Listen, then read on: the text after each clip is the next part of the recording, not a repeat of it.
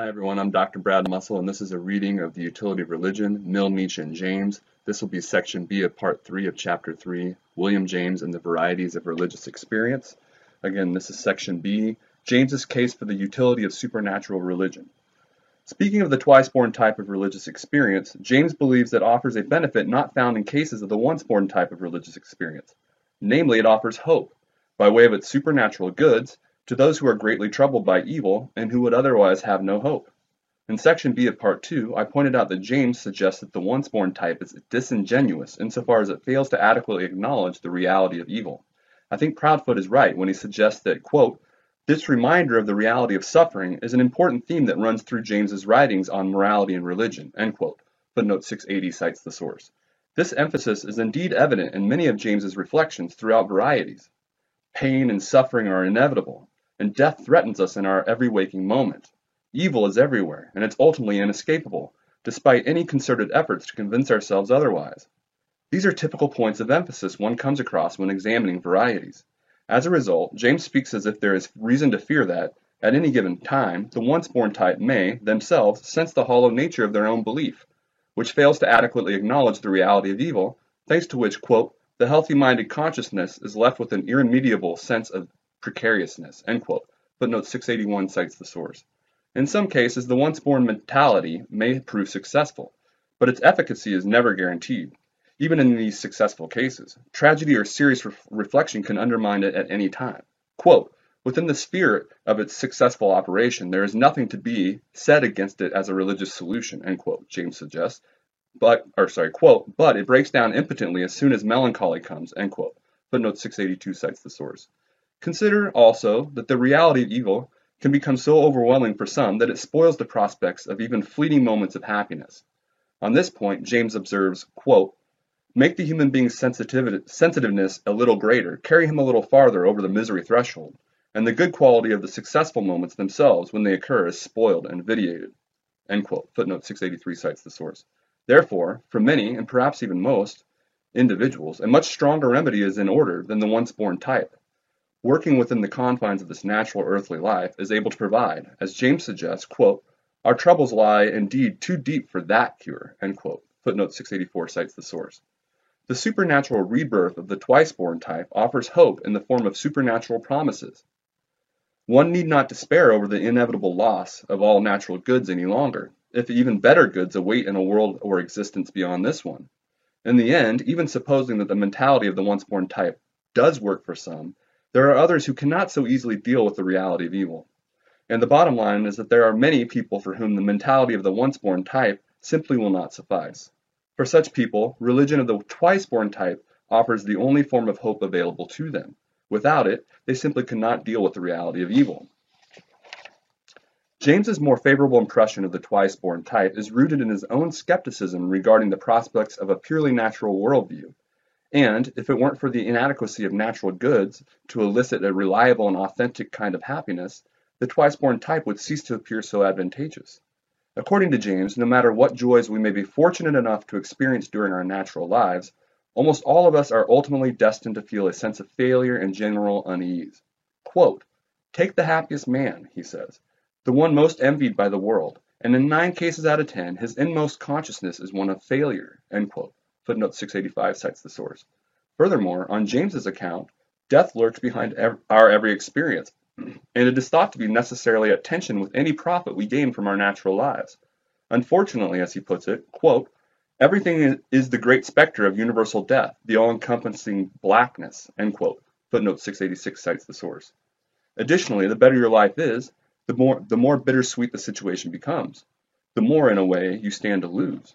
On this point, he claims, quote, the merrier the skating, the warmer and more sparkling the sun by day, and the ruddier the bonfires at night, the more poignant the sadness with which one must take in the meaning of the total situation, end quote. Footnote 687 cites the source. For James, such considerations necessarily spawn a sort of sadness, an existential melancholy, and he thinks that, if we are being honest with ourselves about our situation here on earth, we cannot help but feel pangs of sadness knowing that everything will inevitably be taken away. The upshot is that, at least for the reflecting person, James does not seem to believe it is possible to be genuinely happy without the prospects of some good lying beyond the natural world, which is why he thinks that the once-born type manifests a kind of shortcoming. Accordingly, he avows, quote, healthy-mindedness pure and simple, with its sentimental optimism, can hardly be regarded by any thinking man as a serious solution, end quote. Footnote 688 cites the source. In this vein, he discusses the historical failures of the once-born type. He considers the ancient Greeks, who are often associated with naturalistic optimism, and suggests that they ultimately succumb to pessimism and sadness upon due reflection. Hence, although, quote, the early Greeks are continually held up to us in literary works as models of the healthy-minded joyousness which the religion of nature may engender, end quote, we see that, quote, even in Homer, the reflective passages are cheerless, and the moment the Greeks grew systematically pensive and thought of ultimates, they become unmitigated pessimists, end quote. Footnote 689 cites the source. Footnote 690. James proceeds to examine Epicurean and Stoic philosophies in particular, concluding that, quote, each of these philosophies is in its degree a philosophy of despair and nature's boons, end quote. And I cite the source. That's the end of footnote 690. For James, then, serious and candid consideration of the reality of our natural life on earth necessarily engenders a kind of skepticism regarding the prospects of a purely natural worldview. Confined to the natural goods of this earthly world, James argues purely naturalistic outlooks can only end in sadness. Quote, old age, he suggests, has the last word. The purely naturalistic look at life, however enthusiastically it may begin, is sure to end in sadness, end quote. Footnote 691 cites the source. In fact, quote, this sadness lies at the heart of every merely positivistic, agnostic, or naturalistic scheme of philosophy, end quote. Footnote 692 cites the source. Thus, at least with respect to the prospects of a purely natural kind of happiness, James must be deemed a skeptic. While I grant that the mentality of the once-born type may prove insufficient for some, I must say that I think James is too dismissive of the once-born type. Is it really impossible, as James seems to suggest, to acknowledge the pains associated with earthly life, e.g. our unavoidable death, and yet still find genuine happiness within the confines of this life, embracing a purely natural view of existence? I'm inclined to think not. I think it is possible for the once-born type to have a kind of a genuine appreciation for all that our existence entails, including the evil that the twice-born type are said to accentuate, and to nonetheless resolutely choose to ignore and minimize this evil as much as possible.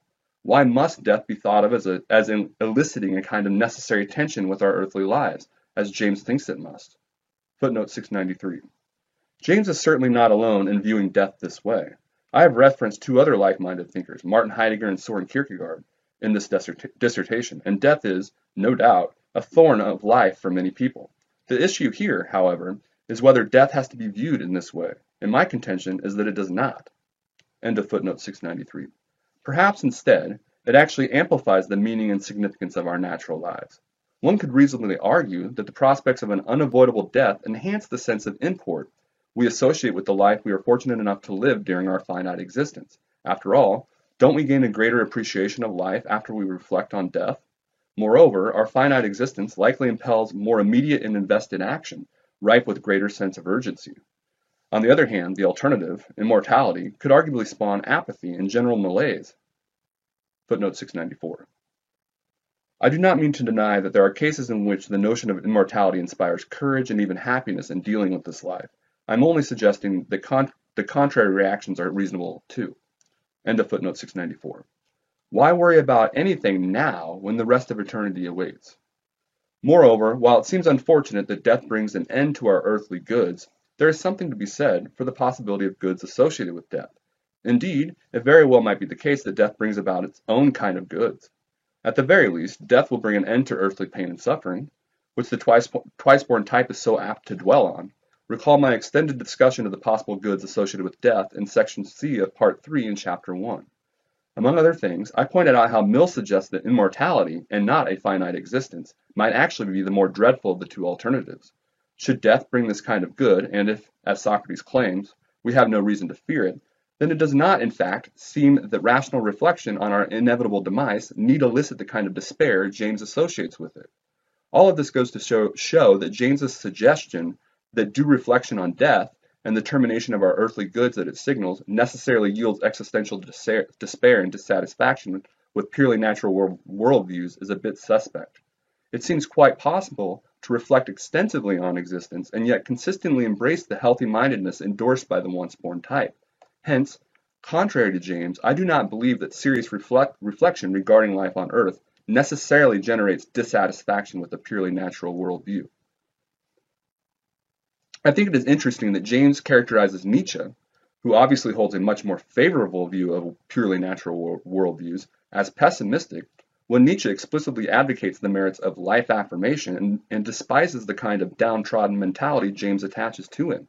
James describes the mood of Schopenhauer and Nietzsche as, quote, peevishness running away with the bit between its teeth, end quote, and he suggests that, quote, the sallies of the two German authors remind one, half the time, of the sick shrieking of two dying rats, end quote.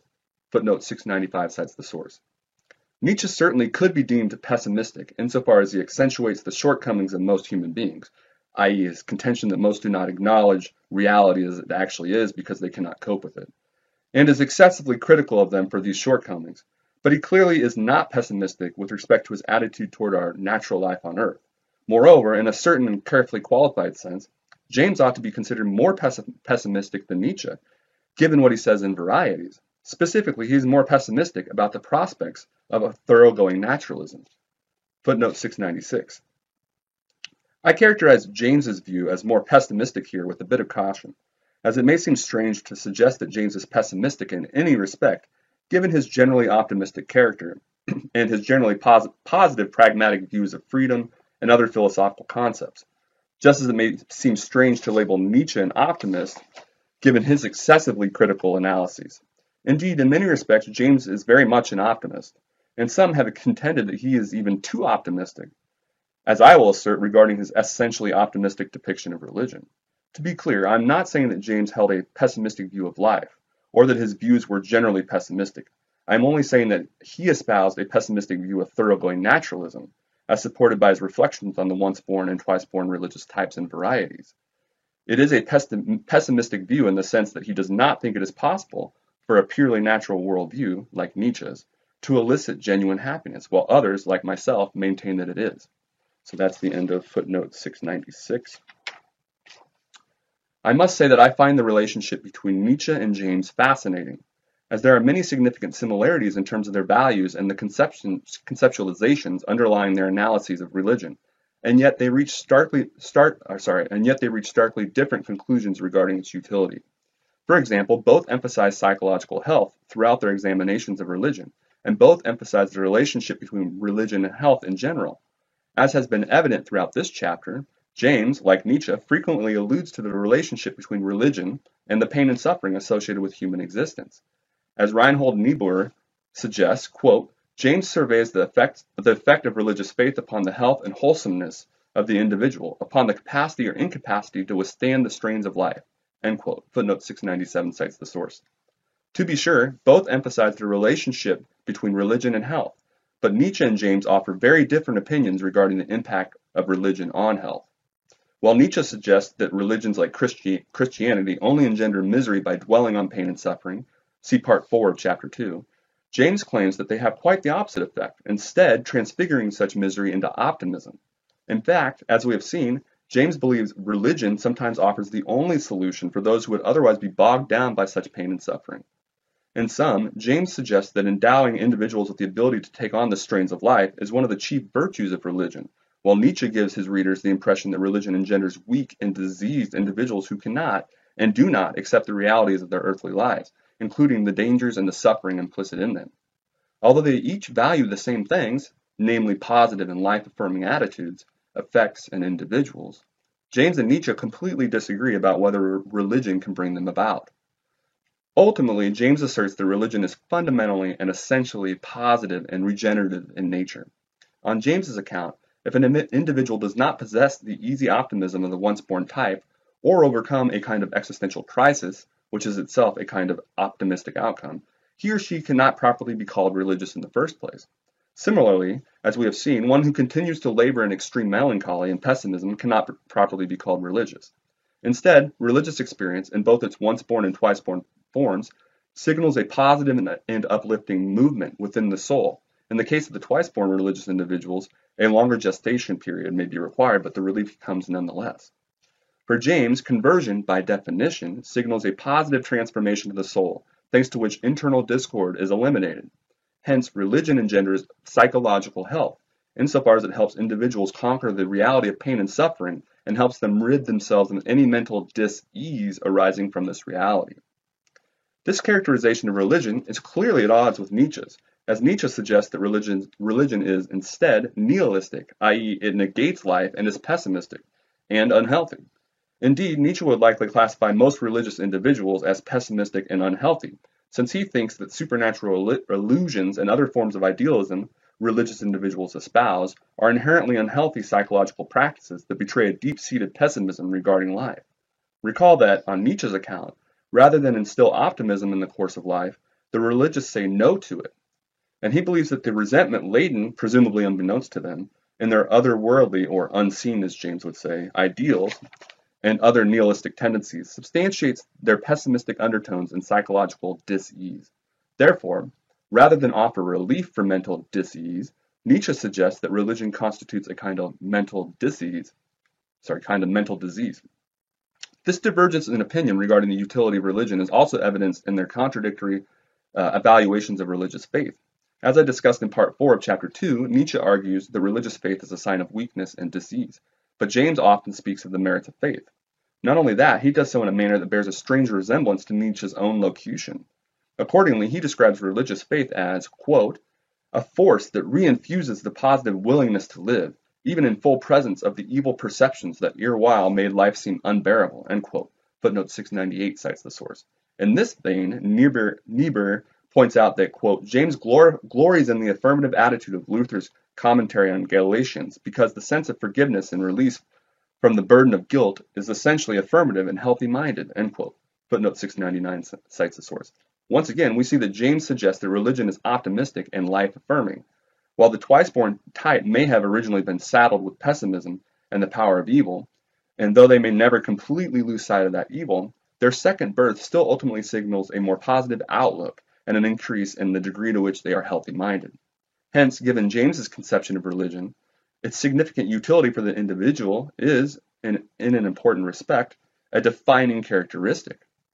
Indeed, James suggests that as soon as a particular form of religion ceases to be useful and to generate the positive, uplifting features he associates with it, it is abandoned and replaced by one that is more valuable. Accordingly, he claims, through a discussion of the evolution of the deities believed in, that there is a kind of natural selection at play when it comes to which of these deities, as well as religions more generally, die off and which become more permanent fixtures in the history of humankind. The upshot is that, on his account, this natural selection is essentially an account of utility. Thus, James suggests that the gods worshipped by various peoples throughout history are chosen because of, quote, the value of the fruits they seem to them to yield. So soon as the fruits began to seem quite worthless, the deity grew discredited, end quote. Footnote 700 cites the source. Hence, on his account, there is a kind of built-in testament to the utility of any extant religion. Quote, the gods we stand by, James continues, are the gods we need and can use, the gods whose demands on us are reinforcements of our demands on ourselves and on one another, end quote. Footnote 701 cites the source. Once again, this goes to show that James views religion as inherently useful, and one finds this to be a recurring theme in Varieties. Interestingly, James's twice-born type seems akin to Nietzsche's slave, and his once-born type seems similar to Nietzsche's master. Like Nietzsche's master, James's once-born type does not venture beyond the bounds of natural earthly life, and both are thought to espouse optimism without doing so. Similarly, James's twice-born type, like Nietzsche's slave, dwells on the pain and suffering implicit in earthly life, and must venture beyond the natural world to find happiness. Ironically, just as James lauds the twice-born type for acknowledging an aspect of reality the once-born type does not, i.e. evil, Nietzsche speaks highly of masters for doing the very same thing. Recall that Nietzsche roots the slave's self-deception in his or her preoccupation with the pain and suffering, i.e. the evil, of earthly life. This is precisely what James thinks indicates a heightened sense of awareness in the twice-born type. On Nietzsche's account, the slave is consequently compelled to seek a supernatural remedy because he or she is unable to cope with earthly life as it actually is. And it is this supernatural move that reflects the slave's deception and an inadequate view of reality. For James, on the other hand, this process of moving beyond the natural world which we find in his twice-born type and Nietzsche's slave, actually reflects a greater awareness of reality that is found wanting in his once-born type and Nietzsche's master. According to James, the once-born type and Nietzsche's master may be able to confine themselves to purely naturalistic outlook on life, but in doing so, they implicitly deceive themselves about the reality of evil. As we've seen on his account, due reflection on reality renders such a purely natural outlook insufficient and unwanted.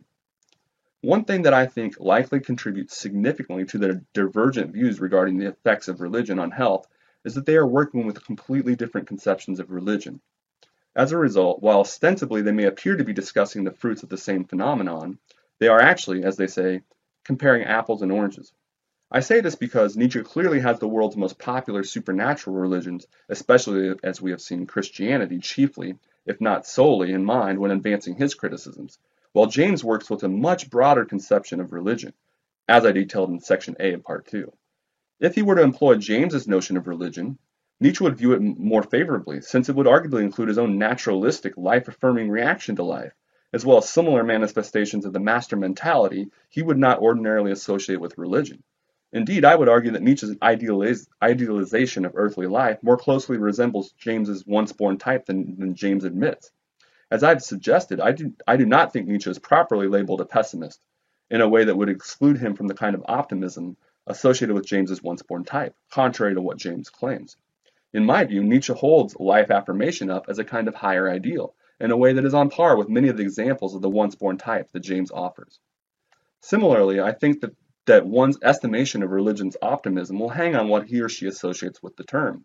If one means what Nietzsche seems to have meant, namely being able to embrace his thoroughgoing naturalism, which signals his idea of authentic life affirmation, then it's easy to agree with him and say that religion is not so optimistic, since it tends to move beyond the bounds of his naturalism into the realm of the unseen. If, however, one means something more along the lines of what James seems to have meant by the concept, where it reflects being able to find peace within one's existence and to avoid existential despair, then it's easy to see why James describes religion as optimistic. I think that their views of health, in turn, hinges on their divergent views of what signals an optimistic or positive character. For Nietzsche, the healthy individual is one who bravely tackles life without recourse to supernatural notions, while for James, the healthy individual is simply one who is able to avoid internal discord and existential crisis. In view of this significant difference in their denotation of such key concepts, it should come as no surprise that Nietzsche and James seem to arrive at such different conclusions regarding the value of religion. I take issue with James's general conception of religion, insofar as he defines it in a manner that renders it necessarily optimistic, much like I took issue with Nietzsche for rendering religion in such a universally negative light. I think he is right to suggest that religious experience tends to be uplifting and positive, but I'm not so sure this holds true in all cases. Surely there are individuals we would be inclined to call religious who are not as content and optimistic about life as James implies they must be in order to be deemed religious. Take, for example, someone who believes wholeheartedly in the prospects of heaven, but who deplores the daily tolls associated with earthly life. Surely there are individuals for whom God is at the center of their affairs, and yet earthly existence is still seen as a kind of ever-present ill that must be dealt with. Such an individual wants nothing more than to get on with what really matters, the good life that awaits him or her in heaven. In the meantime, he or she reluctantly puts up with the plights of his or her own natural existence, wanting nothing more than for this worldly existence to be over. To be sure, this is not a pretty picture, and it seems a bit dubious to call such a life of optimism. But should we refrain from calling such an individual religious solely on account of that fact? If the individual continues to be bogged down by the pain and suffering implicit in earthly life, James clearly is reluctant to call them religious, given his essentially positive rendition of religion. Yet it seems to me that, insofar as the individual still goes to church, says his or her prayers daily, and puts God before all else in his or her life, the majority of us would still think of such an individual as religious. In a fair assessment of religion, I think we ought to include those who are not ultimately so optimistic when they otherwise seem to us to be religious. And for this reason, I worry about James's basic conception of religion. Indeed, I wonder just how many of the individuals we are naturally inclined to call religious are as hopeful and optimistic as James suggests they must be. So again, that was section B of part 3 of chapter 3, William James and the Varieties of Religious Experience, from The Utility of Religion, Mill, Nietzsche, and James. Thanks.